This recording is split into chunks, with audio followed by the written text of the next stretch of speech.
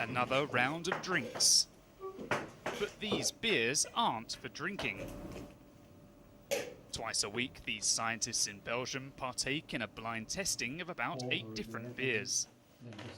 With each sip and sniff, they're analysing the subtle differences between beverages. It's a pretty technical tasting. The idea is not to get drunk, to really figure out which chemicals are in there, how the taste is, and really compare it. And it's actually quite difficult to do a scientific, almost mathematical tasting. They're working to characterise some 250 Belgian beers and build a scientific map of beer to help drinkers select their next tipple. But a drinkers database isn't the only focus for these self-proclaimed beer geeks. They're also using genetics to make better beer.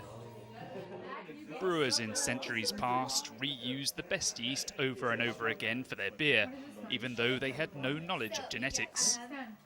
It's the same principle here, only on a much larger scale.